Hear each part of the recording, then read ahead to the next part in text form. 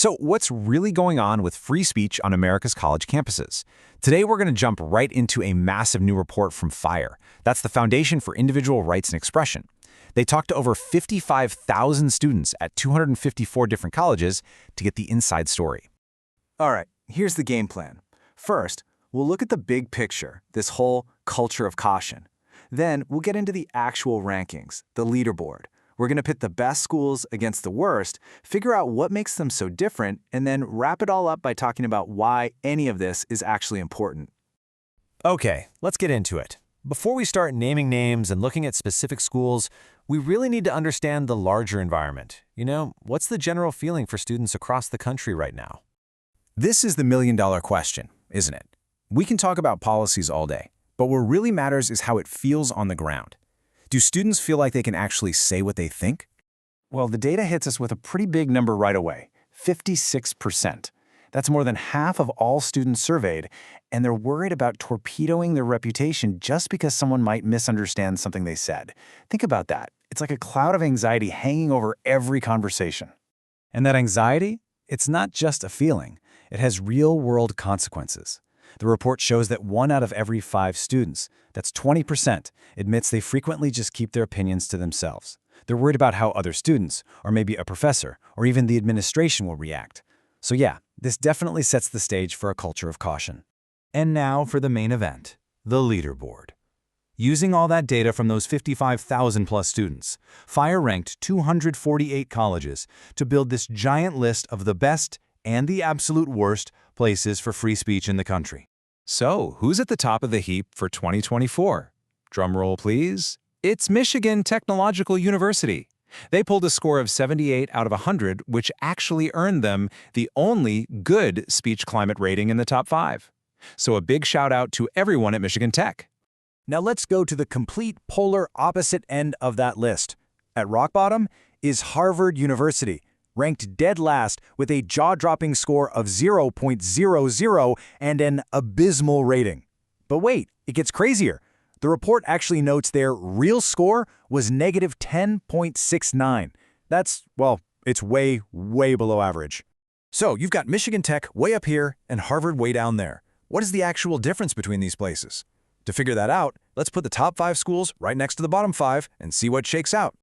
All right, so in one corner, we've got Michigan Tech, Auburn, University of New Hampshire, Oregon State, and Florida State. And in the other corner, Harvard, UPenn, University of South Carolina, Georgetown, and Fordham. Now, you'd probably think the climates at these 2 groups of schools are just night and day, right? But the data tells a much more specific and kind of surprising story.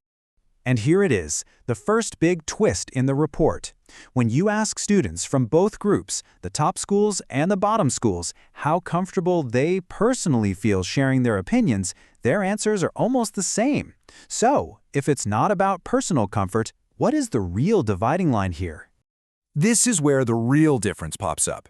It's not about how comfortable students are to speak for themselves, it's about how willing they are to let other people speak.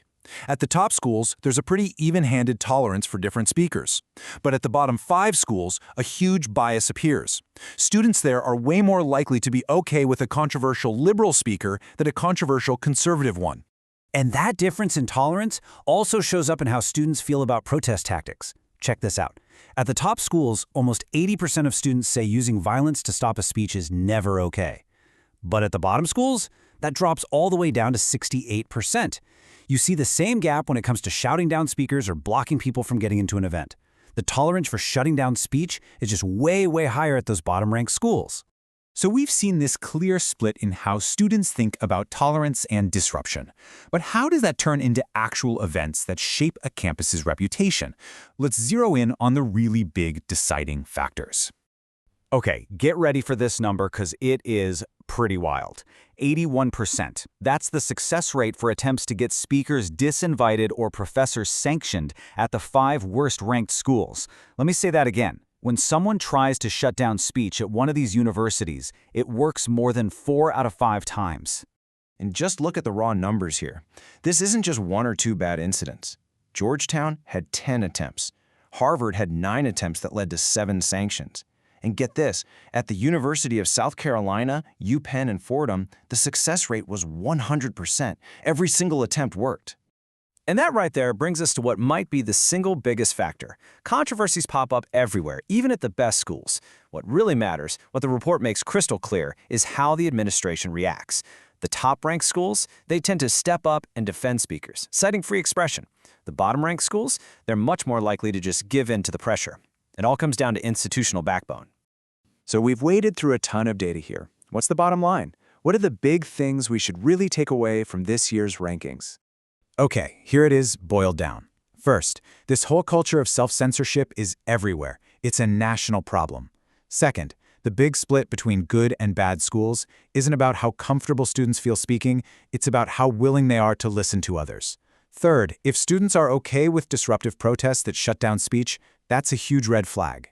And finally, leadership from the administration. Having the backbone to defend free expression when things get heated, that might just be the most important piece of the entire puzzle. And all of this really leads us to one central and pretty tough question.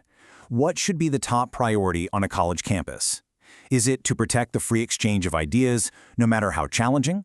Or is it to make sure every student feels comfortable and safe from being offended? That's really the question at the heart of this entire debate. Definitely something to think about.